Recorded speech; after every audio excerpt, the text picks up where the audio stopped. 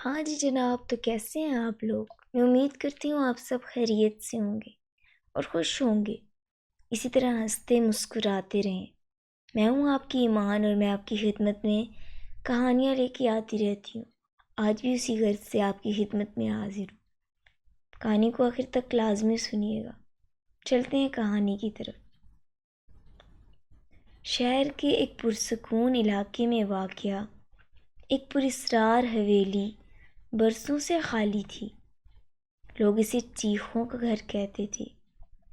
حویلی کی کھڑکیاں ہمیشہ بند رہتی اور رات کے وقت وہاں سے عجیب و غریب آوازیں آتی، لیکن کسی کو یہ سمجھ نہیں آتا تھا کہ آوازوں کے پیچھے کیا راز چھپا ہے۔ کہانی کا آغاز ہوتا ہے سلیم کے خاندان کے ساتھ، جو حال ہی میں شہر میں منتقل ہوا تھا۔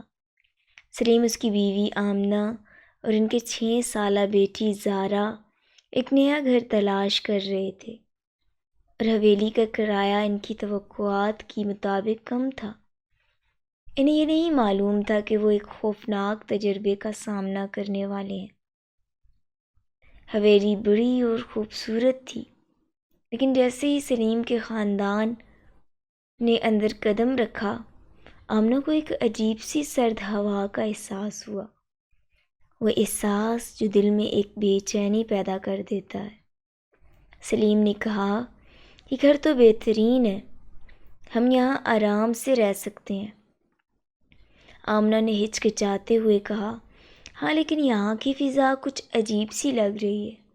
زارا نے خوشی سے پورے گھر میں دوڑنا شروع کر دیا، لیکن جب وہ تہخانے کے دروازے کے قریب پہنچی تو اچانک رک گئی۔ دروازے سے ایک عجیب سی سرسراہٹ کی آواز آ رہی تھی۔ زارا نے خوفزدہ ہو کر پیچھے مڑ کر اپنی ماں کو دیکھا اور کہا، امی نیچے کوئی ہے؟ آمنہ نے مسکرا کر کہا، کوئی نہیں ہے بیٹا، یہ صرف تمہارا وہم ہے۔ پہلی رات سب کچھ ٹھیک لگ رہا تھا، لیکن آدھی رات کو آمنہ کی آنکھ ایک چیخ کی آواز سے کھل گئی۔ وہ فوراً سلیم کو جگاتی ہے۔ سلیم، تم نے سنا؟ نیچے سے آواز آئی ہے۔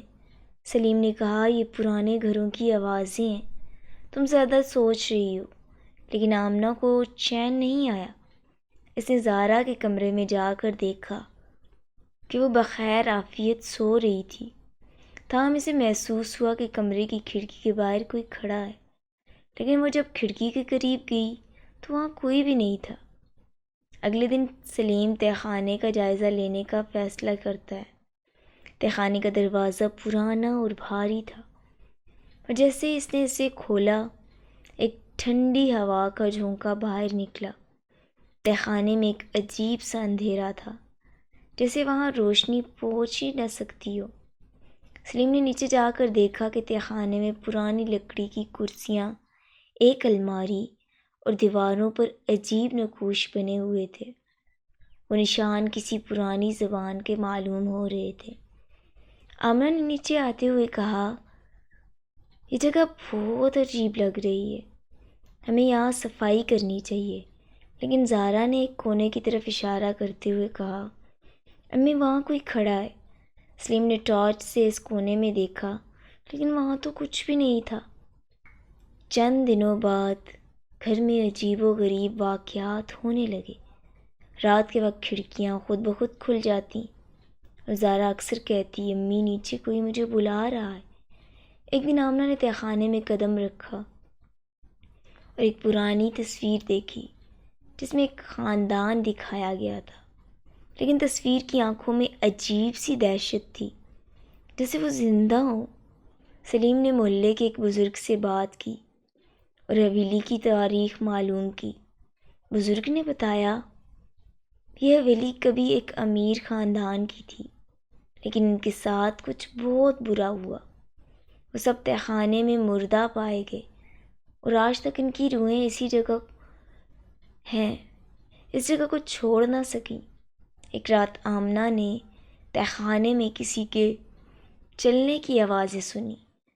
وہ ہمت کر کے نیچے گئی، لیکن جیسے ہی اس نے روشنی کی، ایک سایہ تیزی سے دیوار میں غائب ہو گیا۔ آمنہ نے سلیم کو بلایا، لیکن سلیم نے کہا، یہ سب تمہارا وہم ہو سکتا ہے۔ ایک رات زارا تہہ خانے میں غائب ہو گئی۔ سلیم اور آمنہ نے اسے ہر جگہ تلاش کیا لیکن وہ نہ ملی۔ آخر کار وہ دونوں تہہ خانے میں گئے جہاں انہوں نے زارا کو ایک پرانی کرسی پر بیٹھا پایا۔ زارا کے ارد گرد کئی سائے موجود تھے، وہ چیخ رہے تھے۔ سلیم نے ہمت کر کے زارا کو بچانے کی کوشش کی لیکن سائوں نے ان پر حملہ کر دیا۔ آمنہ نے دعا پڑھنا شروع کی اور آہستہ آہستہ سائے غائب ہو گئے۔ سلیم اور آمنہ نے زارا کو بچا لیا لیکن وہ جان گئے کہ یہ حویلی ان کے رہنے کی جگہ نہیں ہے۔ انہوں نے فوراً حویلی چھوڑ دینے کا ارادہ کیا اور قسم کھائی کہ وہ کبھی دوبارہ پراسرار جگہوں کے قریب نہیں جائیں گے۔ یہ کہانی سننے والوں کو دہشت اور تجسس کے عالم میں مبتلا کر دے گی، میں امید کرتی ہوں۔ مزید ایسی کہانیاں سننے کے لیے میرے چینل کو سبسکرائب کریں۔ شکریہ۔